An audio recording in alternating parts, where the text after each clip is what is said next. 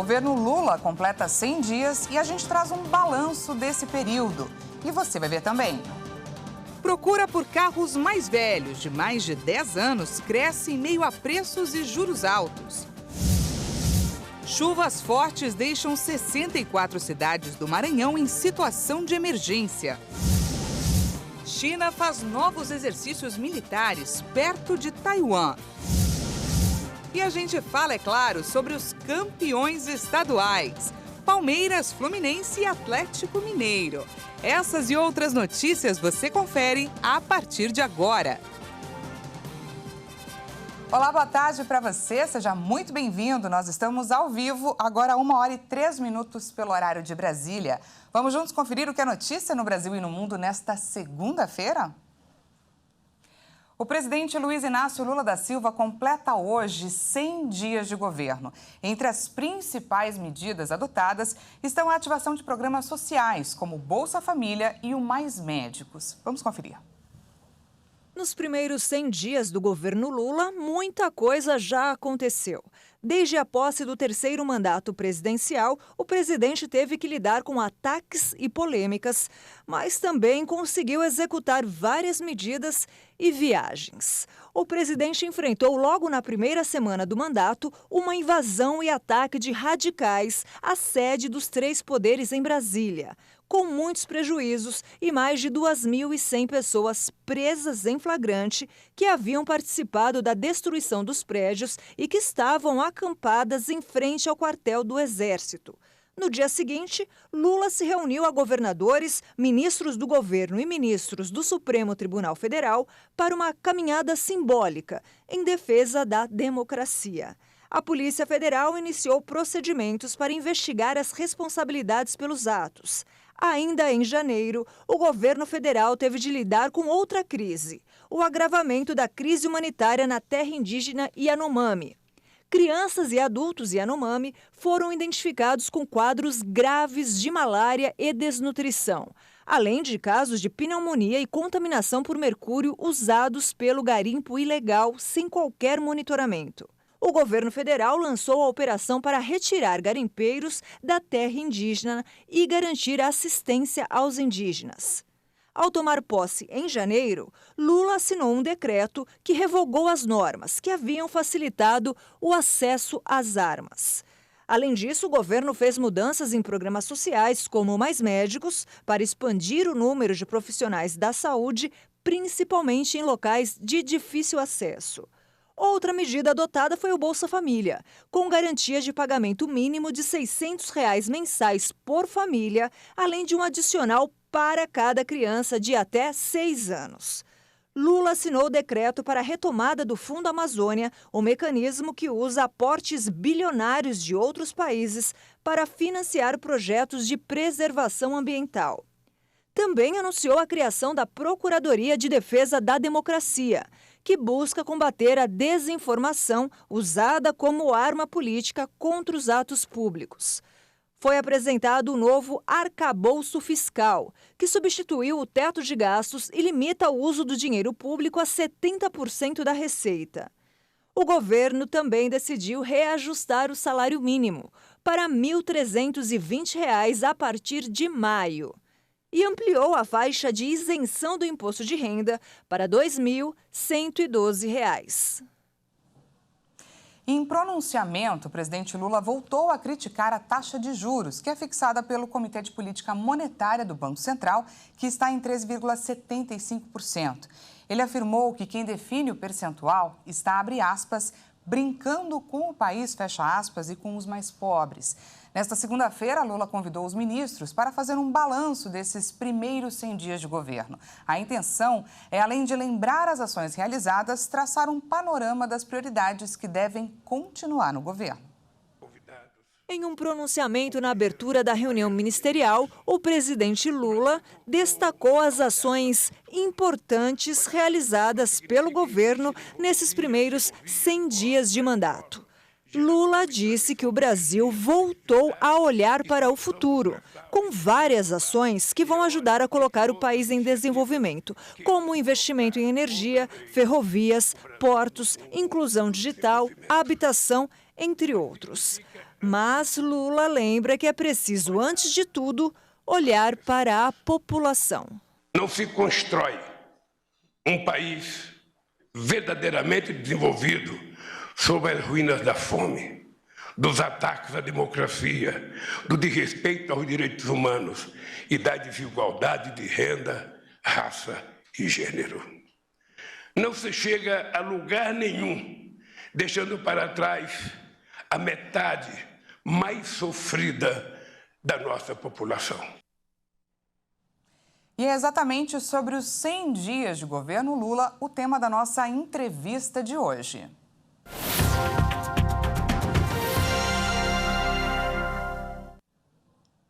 Eu recebo aqui o doutor em Relações Internacionais, Ricardo Rios, que vai fazer para a gente um balanço sobre esse período. Seja muito bem-vindo, ótima tarde para você, Ricardo.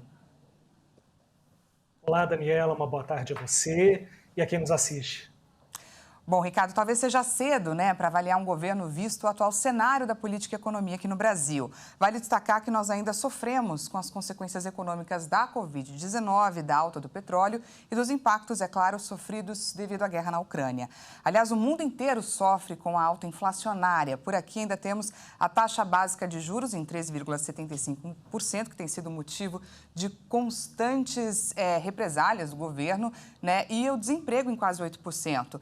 O que era esperado do governo Lula e o que já foi cumprido? Daniela, uma ótima pergunta.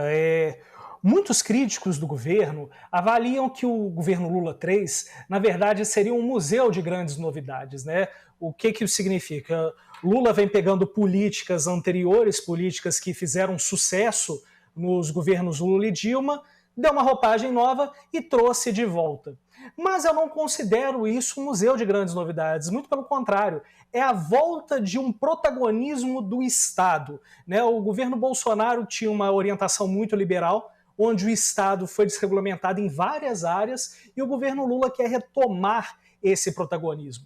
É claro que com 100 dias, nenhum governo consegue fazer mudanças muito drásticas, porque não é assim que a política funciona. Nenhum país você consegue fazer isso, muito menos no Brasil, onde você precisa fazer acordo com o Congresso, acordo com partidos, acordo com prefeituras, acordo com estados, enfim. É muito difícil fazer articulação política na Federação Brasileira. Mas o que a gente pode dizer é que, nesses 100 dias, o governo Lula fez muitas mudanças significativas que a gente vai ver mais para frente esses efeitos. Ricardo, uma marca da esquerda, que inclusive já era prevista, era a ativação dos programas sociais, a volta do Bolsa Família, do programa Mais Médicos, o Minha Casa Minha Vida. O que isso representa para o país? Bom, Daniela, vamos por partes. Primeiro, o Bolsa Família. O retorno do Bolsa Família é muito importante para quem trabalha com gestão pública por conta do retorno do Sistema Único de Assistência Social. O que significa isso? Um sistema onde eu controlo quem recebe esse dinheiro, para evitar fraudes, né? Muito se diz que vários programas públicos são fraudados, mas o SUAS consegue controlar isso muito bem. O Minha Casa Minha Vida é fundamental para a geração de empregos no país, geração de moradias. Quando você constrói um prédio ou uma casa, Minha Casa Minha Vida, você gera empregos na construção civil. E a construção civil movimenta muito o país, então isso é importantíssimo para a cadeia econômica. Já em relação ao Mais Médicos, é muito importante a gente pensar naquela cidade do interior do país, interiorzão mesmo, que não tem acesso à medicina de qualidade. Quando o médico aceita participar do Mais Médicos, ele tem um compromisso com aquela população. Então ele vai evitar ir para um grande centro, onde o mercado já é inflacionado, e poder atender pessoas que, porventura, acabam indo ao grande centro usar aquele serviço. Então você tira um pouco aquela demanda grande do grande centro e espalha para o interior. Então são programas que de fato são relevantes e a gente vai conseguir ver o impacto bem mais à frente. Em seu discurso agora há pouco, Lula falou sobre reconstruir um país em cima das ruínas da fome, da desigualdade de renda. Qual é o recado que ele passa? O que, na sua avaliação, a gente pode esperar daqui para frente desse Lula 3, desse terceiro mandato do Lula? Olha, Daniela, quando ele fala isso, ele realmente, primeiro, ele quer se contrapor ao governo Bolsonaro. A gente tem que lembrar que o governo Bolsonaro foi votado por quase a metade do país. Então você tem pessoas que que ainda defendem Bolsonaro, que não dão um crédito a Lula, e Lula precisa, de fato, convencer essas pessoas, porque ele é o presidente do país, e presidente precisa passar confiabilidade para as pessoas, né? E outro fator muito importante que a gente tem que considerar nessa questão é a respeito da imagem que ele quer passar para o mundo, né? O Brasil depende muito de uma imagem sólida no exterior para conseguir investimentos, né? E Lula quer fazer isso, ele quer se contrapor a Bolsonaro como um presidente mais aberto ao mundo, mais aberto às ideias, às oportunidades que os últimos 4 anos não conseguiram ser fechadas, não conseguiram vir ao Brasil. Então esse é o objetivo do Lula, mostrar que é um contraponto ao governo Bolsonaro. E olhando então agora para o mundo, né, a respeito das relações internacionais do governo Lula, a primeira viagem do presidente foi para os Estados Unidos e amanhã está previsto que ele embarque para a China. O que deve vir pela frente? Daniela, uma coisa que a gente tem que pensar muito é que, historicamente, a diplomacia brasileira é muito pragmática. O que isso significa? Eu não vou defender Estados Unidos ou China, eu vou defender aquilo que é melhor para mim, para os meus acordos, para o meu país. Então, o Lula vai na China buscar aquilo que ele não conseguiu nos Estados Unidos. Esperava-se que Joe Biden iria anunciar bilhões em investimentos no Brasil, que ia colocar um aporte gigantesco no Fundo Amazônia, e nada aconteceu. Ficou muito no mundo das palavras. A China, pelo contrário, a China já vem fazendo um movimento nos últimos 10 anos de entregar tudo aquilo que os países desejam. Então, o que a gente pode esperar desse encontro? Mais exportação para o Brasil, mais negócios, mais dinheiro chinês aqui dentro, e isso vai gerar mais empregos, gera uma cadeia. Porém, ao mesmo tempo, quando a gente fala de exportação, a gente fala de falta de produto no Brasil. Ou seja, a médio prazo, o preço da carne aumenta, o preço do hortifruti aumenta, os preços vão aumentar para a gente atender a demanda chinesa. Então o governo tem que ter muito cuidado. Se o governo quiser ter sucesso nos próximos 4 anos, ele tem que dosar esse acordo com a China demais, para evitar que falte aqui dentro. Tá certo, conversamos com Ricardo Rios, mestre em Relações Internacionais, que avaliou e nos ajudou a visualizar melhor como foram esses 100 dias do governo Lula. Muito obrigada pela sua participação mais uma vez, Ricardo. Eu que agradeço, Daniela. Boa tarde a você e a todos. Até mais. E aumenta a procura por carros mais velhos. Com preços e juros altos, o consumidor busca carros de mais de 10 anos. O preço do automóvel 0 km está muito alto. E com os juros altos e o crédito escasso, aumentou a procura por modelos usados. Os carros bem mais rodados, com mais de uma década de uso, são os mais disputados. Essa mudança na busca pelos veículos mais usados ganhou impulso nos últimos 4 anos. As vendas dos seminovos com até 10 anos de uso caiu de 63,7% do total das vendas em 2019 para 51% no ano passado. Já a participação dos carros acima de 10 anos nesse mercado passou de 36,3% para 49% nesse mesmo período. A faixa que mais perdeu consumidores foi a de carros com 4 a 7 anos, que caiu de 30,7% das vendas totais de usados para 19,8%. Segundo a Fenabrave, a categoria de carros que mais ganhou foi a de 11 a 15 anos de uso, que saltou de 17,8% em 2019 para 25,5% no ano passado. Nos primeiros 3 meses deste ano, automóveis acima de 13 anos corresponderam a 21,8% das transferências de propriedade, que somaram mais de 3.360.000 unidades. O mercado de veículos novos está estacionado na casa de 2 milhões de unidades há 8 anos. O setor vê na possibilidade de produzir um modelo de baixo custo as chances de recuperar vendas e de reduzir a ociosidade das fábricas, hoje de 40%. E agora a gente fala sobre a situação no Maranhão. Os temporais e as cheias de rios importantes levaram 64 municípios a decretarem situação de emergência. Neste domingo, o presidente Lula sobrevoou algumas áreas afetadas e prometeu enviar mais recursos. Mais de 35 mil famílias em 64 municípios estão desabrigadas no Maranhão, devido às fortes chuvas que atingem o estado nessas últimas semanas. A situação levou o governo do estado e o governo federal a decretar situação de emergência. Neste domingo, o presidente Luiz Inácio Lula da Silva sobrevoou cidades como Trizidela e Pedreiras para conferir de perto os estragos que atingem milhares de famílias.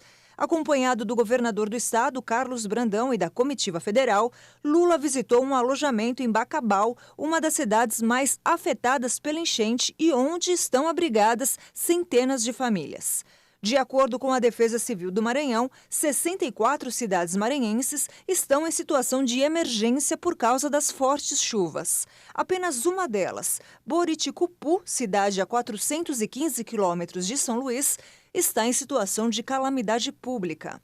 Na região, grandes crateras que geram abismos de até 70 metros de largura e 500 metros de profundidade, conhecidas como vossorocas, ameaçam engolir a cidade.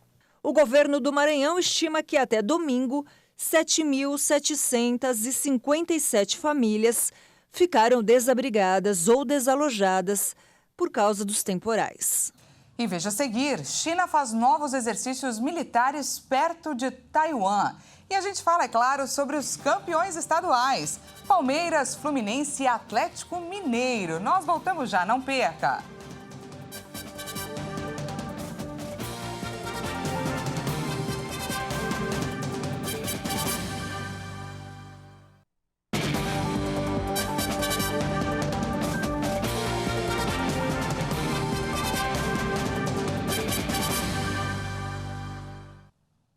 Seja bem-vindo mais uma vez, nós estamos de volta ao vivo, agora 1h21 pelo horário de Brasília. Voltamos com notícias sobre saúde. A campanha de imunização contra a gripe influenza começou hoje em todo o Brasil. O Ministério da Saúde quer intensificar a vacinação antes da chegada do inverno. Segundo o Ministério da Saúde, no Brasil há mais de 80 milhões de pessoas que devem se vacinar contra a gripe A. A meta é de atingir pelo menos 90% de cada um dos grupos prioritários, ou seja, aqueles que têm mais riscos de desenvolver a forma mais grave da doença. Entre os alvos da campanha estão pessoas com 60 anos ou mais, crianças de 6 meses a 5 anos de idade, trabalhadores de saúde, professores, gestantes e puérperas. Também fazem parte do público prioritário povos indígenas, ribeirinhos, quilombolas, profissionais das forças de segurança e salvamento, militares, pessoas com comorbidades, pessoas com deficiência permanente, caminhoneiros, trabalhadores de transporte coletivo, trabalhadores portuários, profissionais do sistema penitenciário, pessoas privadas de liberdade e adolescentes sob medidas socioeducativas. Quase 82 milhões de pessoas fazem parte dos grupos prioritários. No estado de São Paulo, onde apenas 69% do público-alvo foram imunizados no ano passado, a meta é atingir quase 18 milhões e meio de pessoas neste ano. No estado do Rio de Janeiro, espera-se vacinar cerca de 7 milhões de pessoas. Não é preciso fazer intervalo entre a vacina da gripe e da Covid-19. Inclusive, as doses podem ser tomadas no mesmo dia, exceto para crianças de até 11 anos. E agora vamos para os destaques internacionais. A China iniciou neste final de semana 3 dias de exercícios militares ao redor de Taiwan, o que elevou as tensões entre os dois países. E nesta segunda-feira, no terceiro dia, Pequim simulou o cerco marítimo na região. Esses testes são uma resposta à visita da presidente de Taiwan aos Estados Unidos na última semana. A tensão é grande entre Taipei e Pequim. A China simulou nesta segunda-feira o cerco marítimo de Taiwan durante o terceiro dia de manobras militares ao redor da ilha. De acordo com o canal estatal chinês CCTV, dezenas de aviões equipados com munição real simularam um bloqueio aéreo de Taiwan e ataques contra alvos importantes. Pequim organizou 3 dias de manobras militares em resposta à reunião da semana passada entre a presidente taiwanesa Tsai Ing-wen e o presidente da Câmara de Representantes dos Estados Unidos, Kevin McCarthy. Washington, que pediu aos chineses sinais de moderação, enviou o destroyer de mísseis guiados USS Meadows para uma área em disputa no mar da China Meridional. A China criticou a invasão ilegal do USS Meadows e afirmou que a Força Aérea do país seguiu e vigiou o navio. O Ministério das Relações Exteriores da China advertiu que a independência da ilha e a paz e a estabilidade no Estreito de Taiwan eram pontos mutuamente excludentes. China e Taiwan se separaram após uma guerra civil em 1949. Pequim considera a ilha de governo democrático como parte de seu território e não aceita qualquer contato entre as autoridades taiwanesas e representantes de outros países. O governo dos Estados Unidos é deliberadamente ambíguo sobre uma eventual defesa militar de Taiwan. Washington, no entanto, vende armas a Taipei há várias décadas para ajudar a garantir a autodefesa e oferece apoio político. Os médicos que cuidam do ex-primeiro-ministro italiano Silvio Berlusconi, hospitalizado para tratar uma leucemia e uma infecção pulmonar, disseram nesta segunda-feira que a saúde do político está melhorando. O ex-primeiro-ministro italiano Silvio Berlusconi foi internado na semana passada na UTI do Hospital San Raffaele, em Milão, para tratar uma leucemia e uma infecção pulmonar. Nesta segunda-feira, os médicos expressaram otimismo sobre o empresário e disseram que a saúde dele está melhorando. De acordo com o boletim, nas últimas 48 horas foi observada uma melhora progressiva e constante na função dos órgãos monitorados.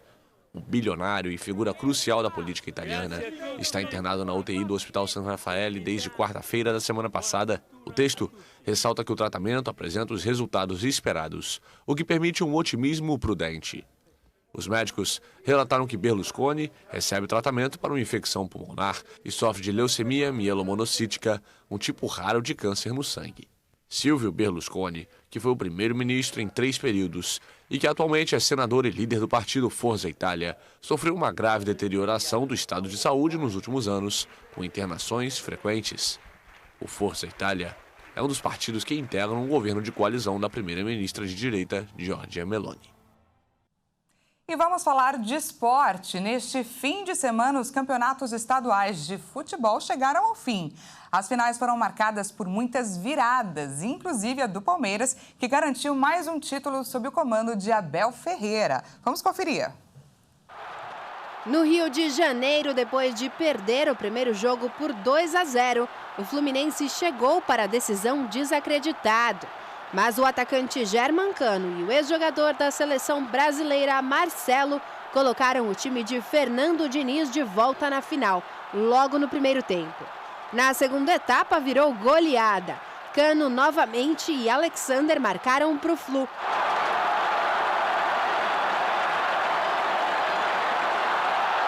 Ayrton Lucas diminuiu para o Flamengo no finalzinho do jogo. Assim, o Fluminense ganhou de 4-1 e conquistou o seu 33º título carioca. Em São Paulo, outra virada. O Água Santa, que tinha vencido o Palmeiras por 2-1 em Barueri, não conseguiu segurar o forte time no Allianz Parque.